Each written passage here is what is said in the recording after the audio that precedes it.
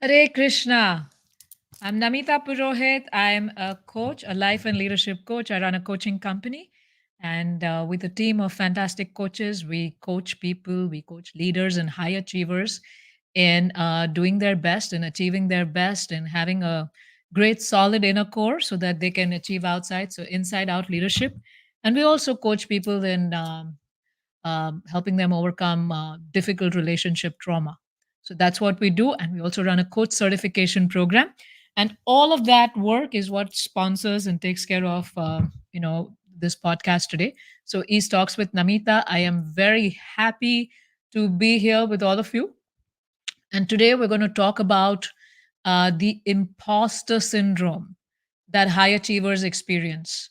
High achievers in high stake environments, working very hard, they usually experience something like an imposter syndrome, where they feel like a fraud, where they feel like a cheat, where they feel like they're faking it, where they feel like they're cheating everyone, that they do not know so much, their efforts were not enough for the kind of gigantic success that has been achieved, right? So they'll be in some project, they'll do very well in that. They'll work very hard.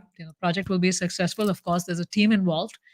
And when it's time to harvest the success, when it's time to feel good about the success, they don't have a very good internal relationship with success. They don't feel very happy about it. They, in fact, feel very anxious. They, in fact, feel very stressed out. And they feel like they actually didn't work as hard to the extent to which they are being rewarded. The reward could be a promotion. The reward could be appreciation. The reward could be some prizes. The reward could be another big project, which would give them a chance to showcase their skills, and they remain in constant anxiety. Now, why is this anxiety there? Because one thing is they feel like they're cheating everyone. Second thing is they feel like one day their reality will be exposed that they're not good enough, and everything is going to, all these things that have been given to them will all crumble down. They lose everything, right? So there's anxiety happening at two levels over here. uh, Very difficult situation for them to be in. And they are usually, then what they do is to cope up with this feeling of an imposter syndrome. They start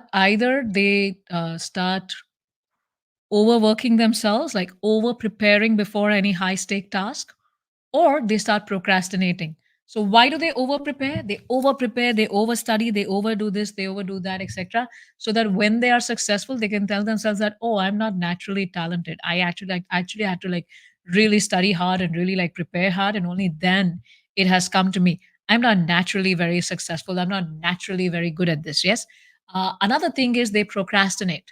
These high stake tasks, they could either procrastinate, they could be on the other side of the spectrum, where they procrastinate so much that only in the last minute they end up working and they end up doing stuff. And when they end up working and they end up doing stuff, then and then they get that same success. Then they can tell themselves, see, I told you, you're an imposter. You're not good for anything. You just worked a little bit in the last minute and you got this success. Yes. So this is how they create stress for themselves, and this is how they tell themselves that they're not deserving of the success that they are getting. Yes. And some more traits that these people end up exhibiting because of IS, the imposter syndrome, is perfectionism, right? They want to be super perfect in everything so that they can tell themselves that, yes, because I was super perfect, I got this achievement. Otherwise, I did not. Yes. Or super heroism. They'll try to do heroic things.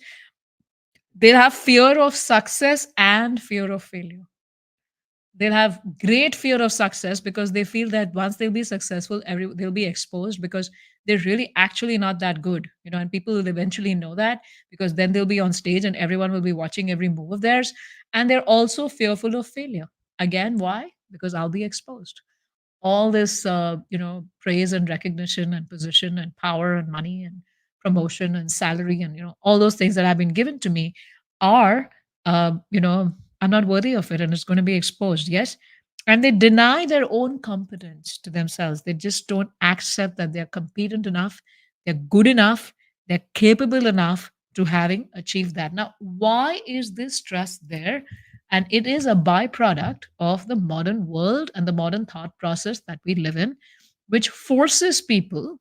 In fact, my take on this is that imposter syndrome is a sign of a very,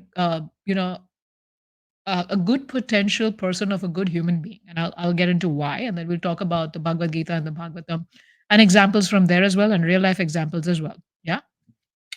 Now, why do I say that it's the pressures created by the modern world that force us to stake a claim on our success, to own our success, to showcase our success, to call it only our own is what creates this pressure and it's what causes the imposter syndrome.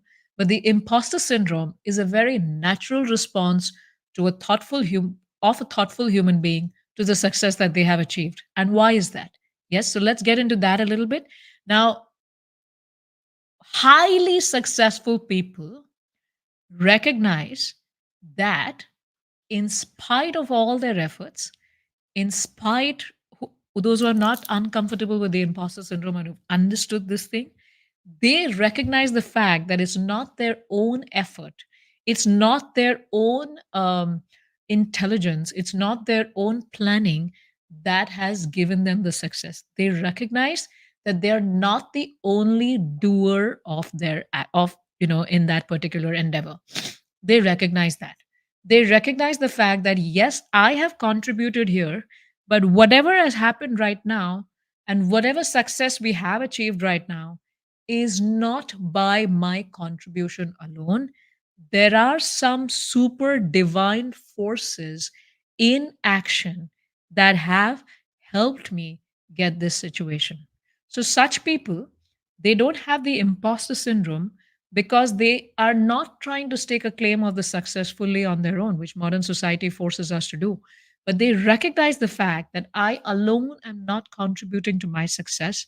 There are divine forces in play.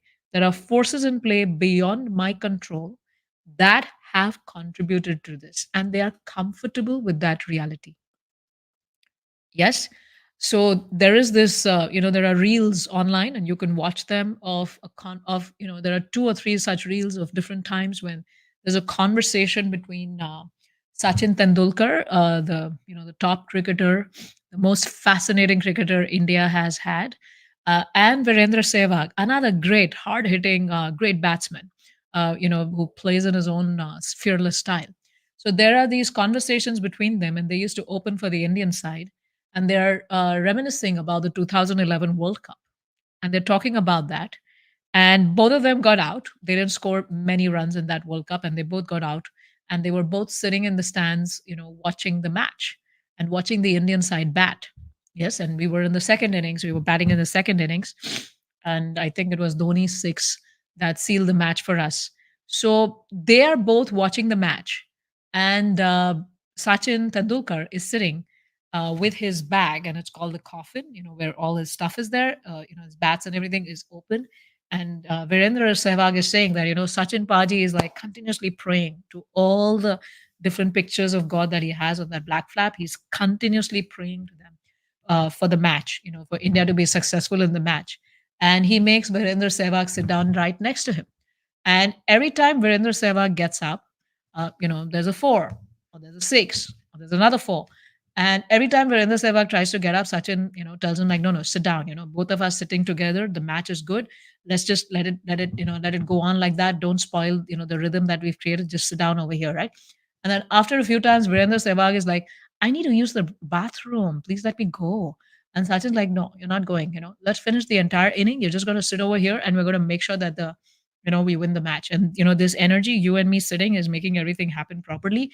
So let us just let it be like that. Imagine the top batsman of the world saying this. He's recognizing the fact that winning the match is not just in his power or that batsman on the crease's power and their skill and their technique, etc. There are some higher forces in function, and therefore he is trying to acknowledge that and keep the balance and make sure that the team wins. And then Virendra Singh, and there's another incident that Sachin Tendulkar shares is uh, in that match when Sachin Tendulkar is getting a massage for his body. And he's like, his eyes are closed, and the masseur is doing his job, and Virendra Sehwag enters the room, and then he tells the master, like, hey, why are you wasting your energy? He's already asleep. I don't think it's going to make any difference. Why don't you stop? And Sachin Tendulkar is like, my eyes are closed. I can listen to everything Virendra Sehwag is telling and the master is telling. him. But I just keep my eyes closed because I'm continuously praying to the Lord that India wins the match. Now, who is this person who is praying this? This is the world's top batsman who has turned many innings in India's favor, who has brought laurels to India, who has helped India win so many games, who has been a leader of the team, who has been a captain, and who has, even when Dhoni was, the captain, who was even supporting Dhoni and helping him in his captaincy. This is this person, and who's known for his wrists, known for his techniques, known for reading, when is that spinner from Sri Lanka, when is his thumb on top, when he is bowling, that he's going to hit, bowl a dusra. Imagines a person with that level of skill and that level of intellect and that level of batting technique and that level of success is recognizing that matches are not won alone by him or the team. There are higher powers in place here. So this is how they deal with the imposter syndrome, where they realize that they themselves they're not the only doer. They have made a contribution, but there are other forces in play. Yes. And this is not just, and if it was just hard work and ability, and if there was a formula for it, why didn't we all become successful? We all should have been successful, and we all should have been operating at the top platform, like, in our fields, like anybody else in that, who's at the top in our field. So this is not just something that Indian people and people from Indian origin recognize. These are things that even other high achievers in other fields, like an Oprah Winfrey or an Elon Musk or many other people, recognize this fact.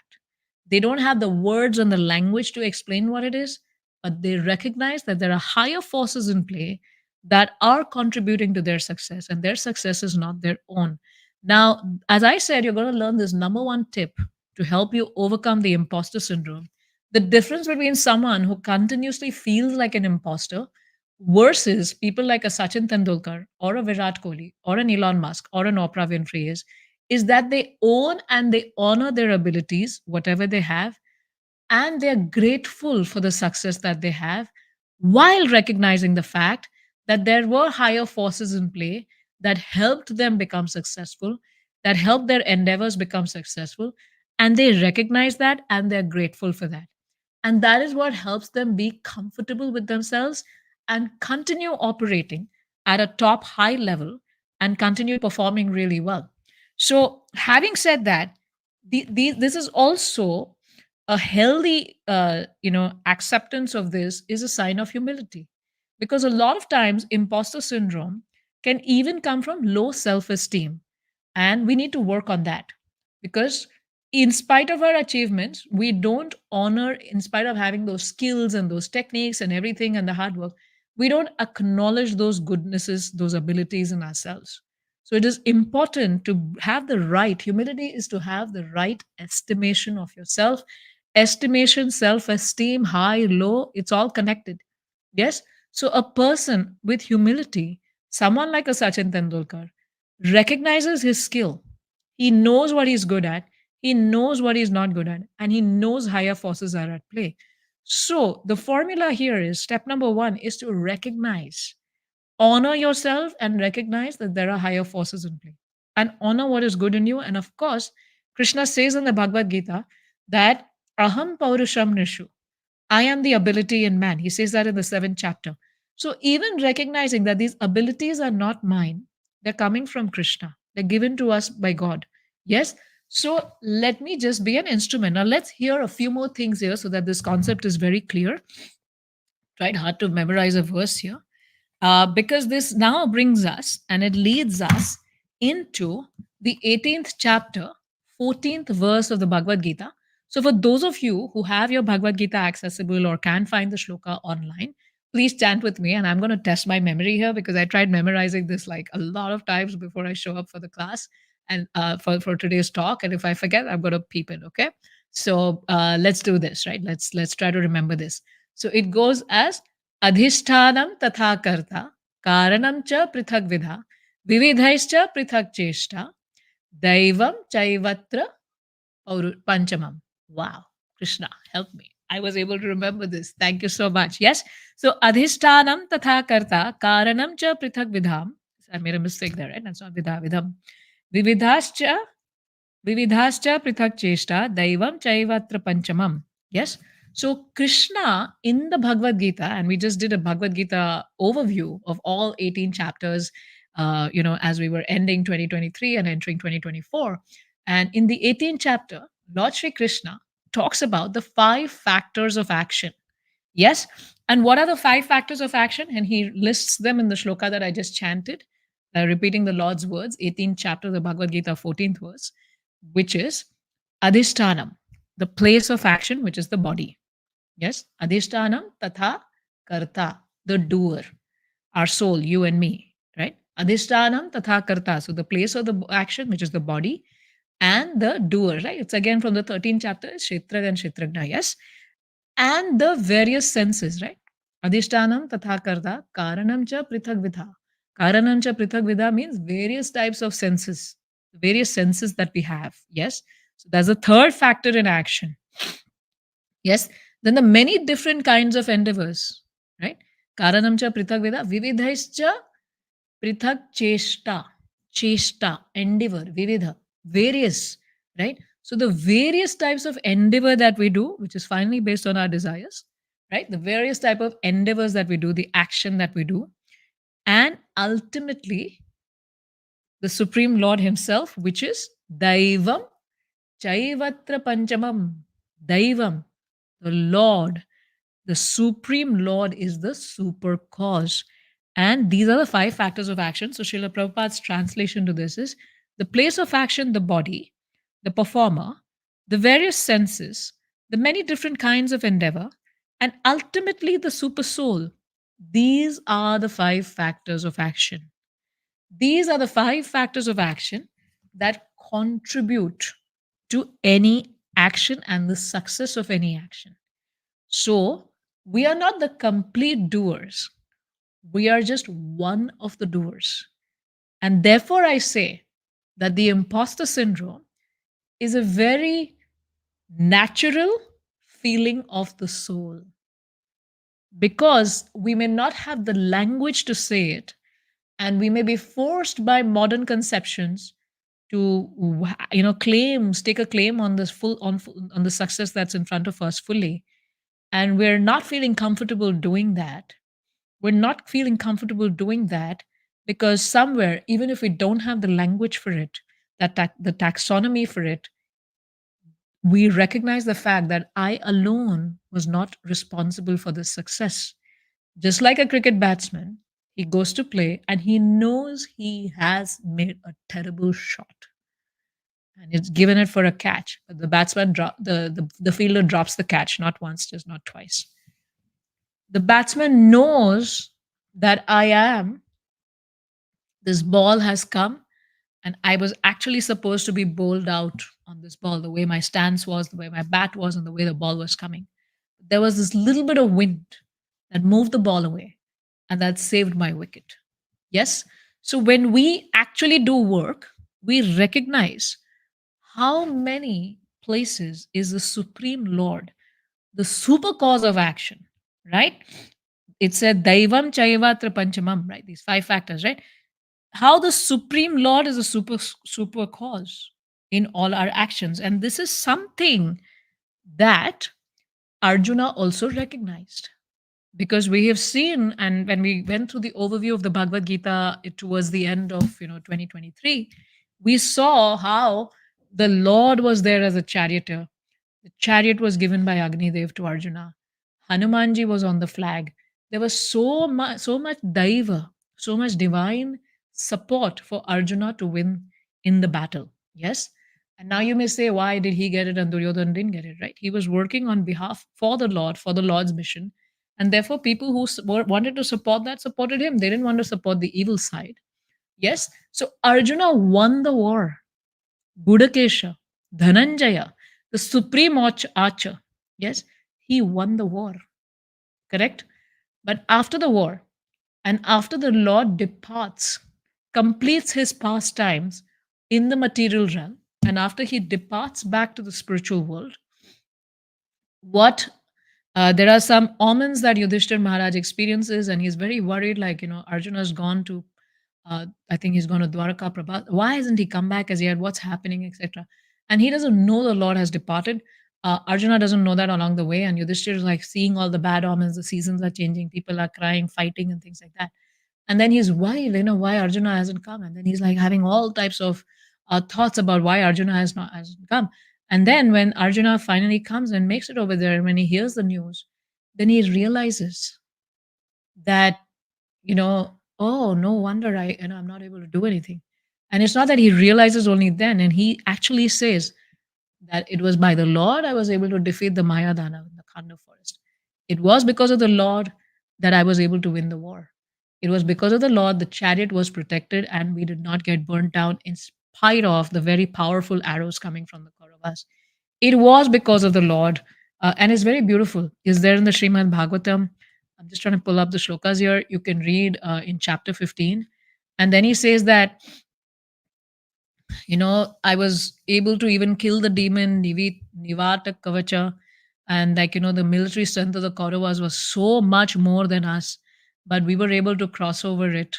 I was able to even bring back the cows collected, I was able to even get so many helmets of kings and all, live up to the name of Dhananjaya, the collector of wealth, which I gave for the treasury to you, Maharaj Yudhishthir. And it was only him that we all got the enthusiasm and the strength and the blessing and the power, and so many things. And he was saying that it was only by his influence. In text 12 he says that I was able to astonish the personality of Lord Shiva and his wife, the daughter of Mount Himalaya, and therefore I got the Pashupati Astra. And it was only because of his mercy that we were able to satisfy Durvasa Muni, who we didn't have anything but that one grain of rice in Draupadi's pot. He had it, and then Durvas Muni and all his thousands of disciples were satisfied, and we were not left embarrassed in not being able to serve a Brahmana. And he was saying that I was it was only because of his mercy that I was able to even uh, get the eye of the fish by seeing it in the reflection of the water and win Draupadi's hands. It was only because of him, this my astounding power which astounded everybody, was all because of the Lord. So here is somebody, he's not feeling like an imposter. Why is he not feeling like an imposter? In spite of having, he has done such great achievements and they won the war. But he has completely accepted that the Lord's presence and these divine forces is what helped him win the war. Yes. So for us also, like Arjuna, like Sachin Tendulkar, and like so many examples around us, when we recognize our abilities, but we also recognize that these have come from the Lord, and there is the Lord's protection, there is the Lord's divine arrangements that are happening because of which we are successful, then we don't feel like an imposter, because in this ideology, so to speak, where you are partnering with the divine, you're already recognizing the fact that every achievement is not yours alone. You're not the only doer. It's by you not being the only doer means it's not just you and your team or your company and everyone, but it's also the divine factor, the X factor. The divine factor is there. And when we partner with the Lord, now there are many devotees of Lord Sri Krishna who make the Lord their partner in their business. I was talking to somebody who's released a hedge fund, not a hedge fund, but something like that. And I know him for many, many years. And then we were talking together. And he said that he has made, the Lord and his projects 30% partner of the profits. So whatever profits come, he's going to give it, towards the Lord, and the rest he's going to reinvest and grow the company. Yes, so many of them have made the Lord and his projects as 50% partner. So whatever profits come, let me divert it towards the Lord and his projects, and serving in the Lord's this thing. So something for us to understand is that now these people have actually gone and done these partnerships, right? Now, when we work in this consciousness that I'm just an instrument, correct? There's no question of an imposter syndrome coming in, because I am here as an eternal servant of the Lord, and let the Lord use me in his service. Right? As Prabhupada said, let me be like a puppet and let me dance the way the Lord wants me to dance in his service. Whatever the Lord wants me to do through my adhishtanam, through my karma, karta, the karta me, myself, through my senses, through everything, Let me just be an instrument, a bat. Like I was talking to one of my teachers before this talk. A bat by itself is useless. But when it's in the hands of Sachin Tendulkar, it makes wonders. And when Sachin Tendulkar is depending on the Lord, there are even bigger wonders happening. Yes. So if we all care, we all want to be successful in the material world, we all want to grow, we all want to, do a lot of different things and live to our full potential and live a life to with contribution. Now, if we want to be successful in that, the best way to do that is to partner with the Lord in every step. I'm not saying, do the 50% partnership or 30% partnership. I'm sharing these as examples, as inspiring examples for you to consider. But recognize that I have been put in this special situation by the Lord. I have been given these abilities, this body, and everything by the Lord. The Lord is also sanctioning these actions. Let me connect my consciousness with God, live in such a way that every step of mine, every action of mine is pleasing to the Lord and is in direction of fulfilling the Lord's mission and the Lord's plan and the Lord's purpose, right? And when we dovetail ourselves like that, when we connect ourselves like that, then we become even more successful than we could have ever been on our own. So please recognize that. And as I promised you, sharing the number one tip to overcome the imposter syndrome is, of course, work on your self esteem, but recognize that these abilities, that you yourself are not the only doer anyway in any action, and the Lord is there to help you. And therefore, there's no reason for you to feel like an imposter, because it's a given fact of life that whatever we are doing, it's not just our endeavor that is giving us results. It's not just our purushartha that is giving results, but there is divine, there is daiva, right? There is the divine benedictions, the divine blessings, and the divine sanctions, and the divine arrangements that are making things happen. So when we recognize that and we accept that, we don't feel like imposters anymore. And then we use ourselves and our abilities, etc., also given by the Lord, in the Lord's service, so that we can, and then we go ahead. And some, partner by giving, sharing, giving part their profits, major part of their profits in service to the Lord. Some partner in different ways, and that's described in the 12th chapter of the Bhagavad Gita. Different ways in which we can surrender to the Lord. If we can't go to that highest level, then at least do this, then at least do this, and at least offer the results, at least, offer the results to the Lord, at least do this. Read the 12th chapter of the Bhagavad Gita, and you will see more of that. And I've also done an overview. You can check my YouTube channel for that. So thank you very much for being here with me, and wish you all the very best as we're starting the year. Let's not feel like imposters, but rather let's feel like instruments, and and recognize we are not capable on our own anyway. It's the Lord's blessings and everything that's taking us ahead. So let's recognize that.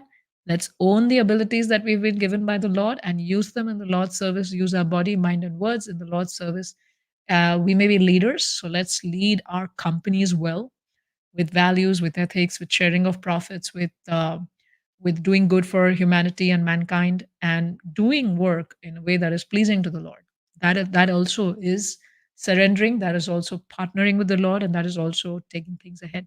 So, wish you all the very best, and I hope you liked what we discussed today. A little bit of a different take on an imposter syndrome, saying that it's actually a good thing and a very natural feeling for the soul. And if you liked it, then please subscribe to my channel, my YouTube channel. The link is there wherever you're watching it. Subscribe to my channel and turn on the notifications, because we will have more things coming for you as I progress. And I keep posting videos and audios and various things over there. There are a lot of videos to see also and hear. And if you're interested in working on yourself, then I invite you to consider the Self Mastery Academy. It's a membership to help you work on the six most important areas of your life, which is yourself, your career or life work, your relationships, your physical wellness, your wealth, and your spirituality. And you get 52 weeks of exercises from us to help you work on yourself. And that's a nice beginning step. You could start and be with us at ease, emotional awareness, spirituality, and excellence. Or you could consider one-on-one coaching with us if you're trying to achieve those high, big results and be successful in these six areas of your life, and you want to do it fast with coaches. then you could consider signing up for one-on-one coaching with us. The links are wherever you're watching, and your contribution to those programs is what what sponsors these podcasts that I can do, East Talks with Namita, and many other things that I can do. And also, so far I had never discussed it openly, but your contribution is also given, diverted towards charity. We diverted towards charitable projects around Annadanam, around Shastradanam, Vidyadanam, around cow protection, and many such activities like that. So we do distribute many plates of food, many plates of sanctified prashadam to many people based on the sales we make. So, yes, we are also partnering with Krishna, and we also divert at ease in my company. I have decided, along with my team, to divert profits towards these causes. And the more we're able to serve you, the more we can, through our work, serve in these different projects. So, wish you and create these different talks and glorify the Lord and the Bhagavad Gita and help you in your inner growth and inner journey. And all of that sponsors all of this. So thank you very much, and we look forward to continually serving you. Wish you all the very best, and bye bye.